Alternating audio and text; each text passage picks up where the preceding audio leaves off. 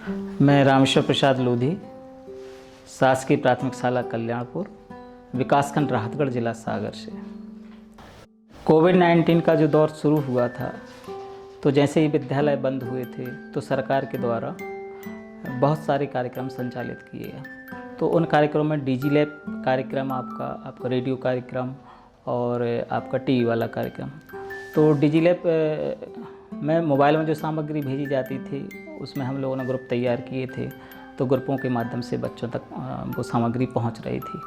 दूसरा, रेडियो के माध्यम से भी कुछ बच्चे कार्यक्रम सुन पा रहे थे। कुछ बच्चों के पास रेडियो नहीं था, तो उन बच्चों ने रेडियो की जो एफएम है वो अपने टीवी पर भी खोला, तो टीवी के माध्यम से ही वो रेडियो सुन पा रहे थे। और टीवी में भी कुछ कार्यक्रम संचालित हो रहे थे। चूँकि सत्र 2019-20 में हम लोगों ने पुस्तकालय पर बहुत अधिक कार्य किया था। पुस्तकालय को समृद्ध करने के लिए भी अजिम प्रेमजी फाउंडेशन और प्रथम के सहयोग से पुस्तकालय बाल साहित्य बढ़ाया था विद्यालय में। तो एक बच्चों में रुचि और आदत बनी थी पढ़ने की। तो जब लॉकडाउन हुआ तो बच्चों के फ़ोन आते थे मेरे पास कि सर कुछ पुस्तकें दे जाओ। और जैसे ही अनलॉक फर्स्ट हुआ, तो अनलॉक फर्स्ट में बच्चों ने, हम सभी ने मिल के पहले तो बच्चों ने खुद अपने अभिभावकों से चर्चा की कि हम अपने घर में पुस्तकालय खोल सकते हैं या जगह दे सकते हैं। तो चर्चा के बाद फिर उन्होंने मुझसे चर्चा की। जो हमारे स्कूल में वो पुस्तकालय बना था, तो जब वो लॉकडाउन लग गया तो स्कूल लग नहीं पाई, तो फिर जो बच्चे कुछ भी नहीं पढ़ पा रहे थे, तो फिर हम बच्चों ने, सर जी ने इसको फ़ोन लगाया और कहा सर जी आप हमारे घर पे ही पुस्तकालय खोल दी, सब बच्चे पढ़ने लगेंगे। तो सर जी ने कहा, सर जी ने खुलवा दिया और फिर सब बच्चे पढ़ने लगे। जैसे अबे मतलब कि सब बच्चे अपनी अपनी भी एंट्री करते हैं और हम लोग भी करते हैं। और एक डायरी बनाई है, मतलब कि जैसे प्लूटू नाम, उसमें क्या अच्छा लगा, क्या खराब लगा, क्या नई जानकारी मिली, ये सब लिखते हैं। फिर बाद में बच्चों ने, हम सभी ने मिलकर एक प्रयास किया कि पुस्तकालय में जो कुछ पुस्तकें थीं वो कुछ पत्रिकाएं और कुछ न्यूज़पेपर जो देने वाले होते हैं उनसे एकत्रित करके एक बच्चे के घर, जिसमें पहला जो पुस्तकालय था अंकित और नितिन, उनके घर में खोला। तो उसमें परिवार वालों ने भी काफ़ी सहयोग किया। फिर चूँकि बच्चे एक जगह से दूसरी जगह जाने में भी दिक्कत महसूस कर रहे थे, चूँकि अंकित का घर अन्य दूसरे घरों से काफ़ी दूर भी था, कुछ बच्चे ही जो वहाँ थे वो लाभ ले पा रहे थे, तो एक और पुस्तकालय जो आयुष है उसके घर पे खोला। अब जो पुस्तकालय था उस पुस्तकालय आम पुस्तकालय जैसा या अन्य दोनों जैसा नहीं था। हमारे सामने चुनौती थी कि सोशल डिस्टेंस का ध्यान रखा जाए, बच्चे सावधानियाँ रखें। तो बच्चों से इस संबंध में चर्चा भी की गई।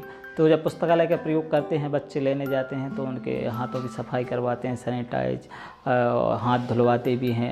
1-1 मीटर की दूरी रखने का भी बताया गया है कि भाई जब आप साथ में खड़े हों तो 1-1 मीटर की दूरी रखें, पुस्तक लेने से पहले सैनिटाइज करें।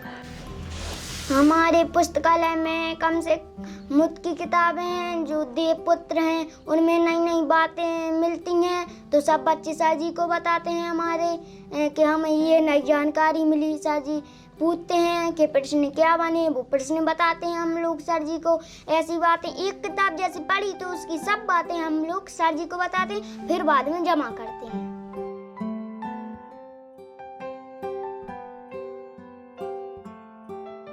चूँकि ये बदला हुआ समय है और इस समय में बदली हुई चुनौती हैं, उन चुनौतियों को हम शिक्षक को एक अवसर के रूप में लेना पड़ेगा।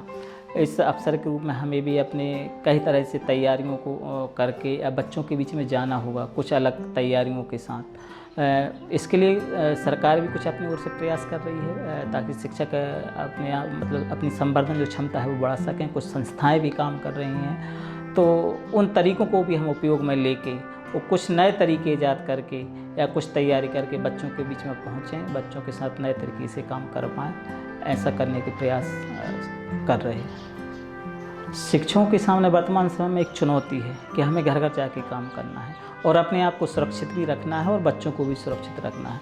तो एक अच्छी योजना होना अनिवार्य है। यदि हम अच्छी योजना के साथ बच्चों के साथ काम करें, बच्चों में पहुँचें, तो निश्चित ही हम इस संक्रमण के काल में कुछ अच्छा बच्चों के साथ कर पाएंगे।